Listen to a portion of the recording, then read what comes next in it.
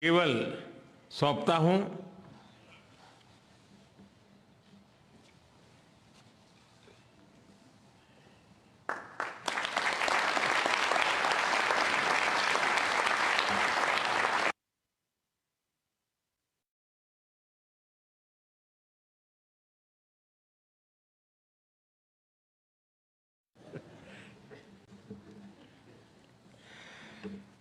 मैं राष्ट्रपति लूला को इस अवसर पर अपने विचार साझा करने के लिए आमंत्रित करता हूं।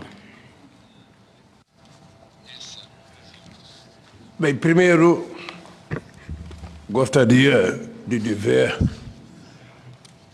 às autoridades aqui presentes, Suas Altezas, aos presidentes, aos primeiros ministros, de que a natureza, ela continua dando demonstração de que nós precisamos cuidar dela com muito mais carinho. Essa semana, this week, 3 days ago, in Brazil, a cyclone in the state of Rio Grande do Sul. We had never had a cyclone there, but the cyclone killed 46 people. And we have almost 50 people missing. And this draws our attention because phenomena such as these have been taking place in all different locations on our planet. Well, first I would like to congratulate Prime Minister Narendra Modi for the efficient leading of the Indian presidency of the G20 and for the excellent work done in preparing this summit, and also with all the care that he and they gave us in these days that we spent with you. I thank India for its efforts to give voice, for giving voice to the topics of interest to emerging economies. So I would also like to give my salute to our friend, the representative of the African Union, who is a member of G20. Consolidou como uma das principais instâncias de governança global na esteira de uma crise que abalou a economia mundial. Nossa atuação conjunta nos permitiu enfrentar os momentos mais críticos, mas foi insuficiente para corrigir. And this was not sufficient to correct the structural defects of neoliberalism. The global financial architecture has changed little, and the foundations of a new economic governance have not been laid. New emergencies emerged. Challenges have accumulated and worsened. We are living in a world where wealth is more concentrated, in which millions of human beings still go hungry, where sustainable development is always threatened, in which governance institutions still reflect the reality of the middle of the last century. We will only be able to face all these problems if we address the issue of inequality of income, access to health care, education, food, gender, and race, and also of representation is at the origin of all these anomalies. If we want to make a difference, we have to place reducing inequalities at the core of the international agenda.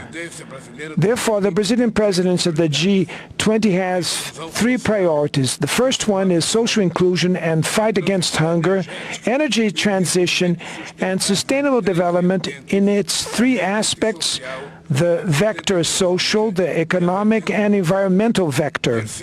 And thirdly, the reform of global governance institutions. All these priorities are part of the Brazilian presidency motto, which says, building a fair world and a sustainable planet. Two task forces will be created: the Global Alliance Against Hunger and Poverty and the Global Mobilization Against Climate Change. We need to redouble our efforts to achieve the goal of ending world hunger by 2030. Otherwise, we will be facing the biggest multilateral failure in recent years. Acting to fight climate change requires political will and determination from the rulers, as well as resources and technology transfer. We want greater participation of the emerging countries in the decision-making process of the World Bank and the International Monetary Fund. The unbearable foreign debt of the poorest countries needs to be addressed. The WTO must be revitalized and its dispute settlement system must start working again. To regain its political strength, the UN Security Council needs to count on the presence of new developing countries among its permanent and non-permanent members. The international community looks at us with hope because we bring together economies from emerging countries and developed countries in the G20.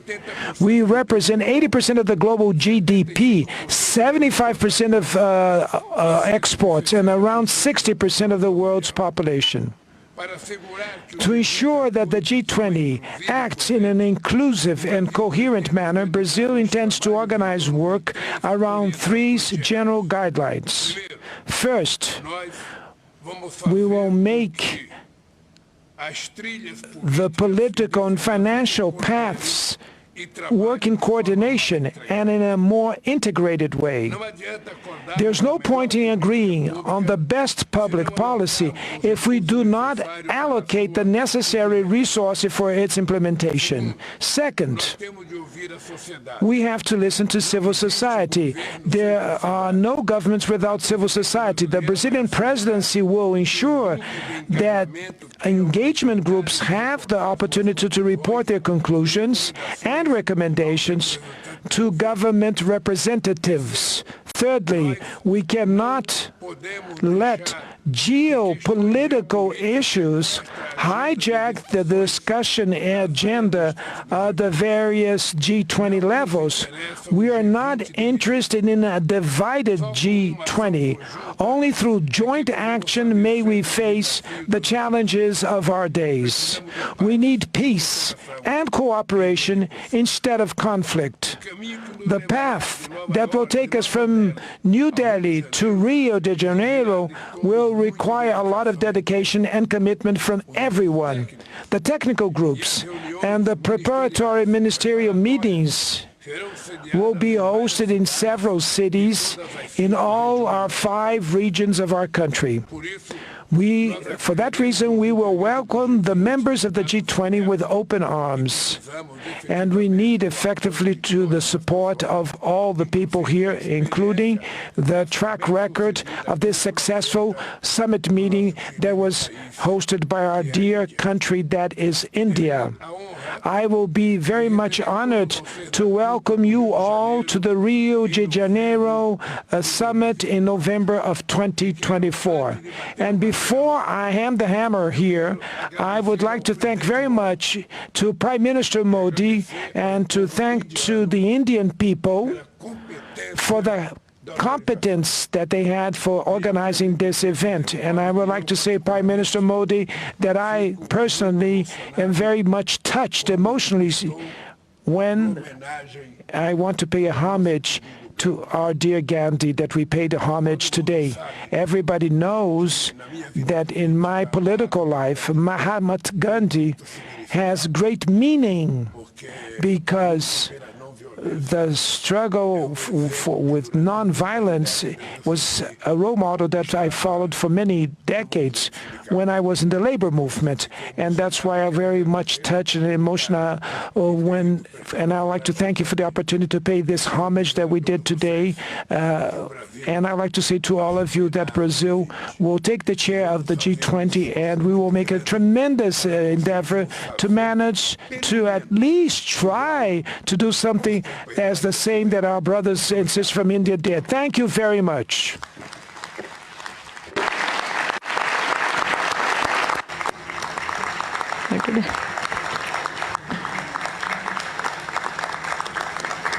Your Highnesses, Excellencies, जैसा आप सब जानते हैं, भारत के पास नवंबर तक G20 presidency की भी जिम्मेदारी है।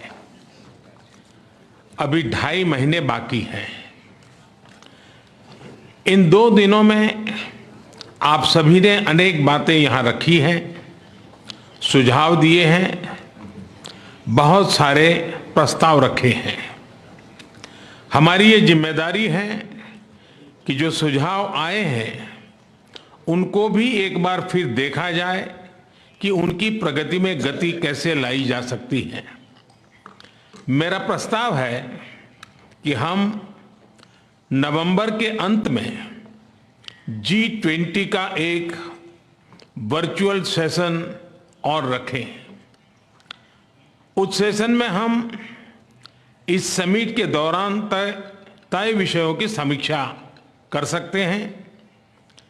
इन सब की डिटेल्स हमारी टीम आप सभी के साथ शेयर करेगी। मैं उम्मीद करता हूं कि आप सब इससे जुड़ेंगे। योर हाइनेसेस, एक्सेलेंसीज, इसी के साथ मैं G20 समिट के समापन की घोषणा करता हूं। One earth, one family, one future का रोड मैप सुखद हो। स्वस्ति अस्तु विश्वस्य, यानी संपूर्ण विश्व में आशा और शांति का संचार हो। 140 करोड़ भारतीयों की इसी मंगल कामना के साथ आप सभी का बहुत बहुत धन्यवाद।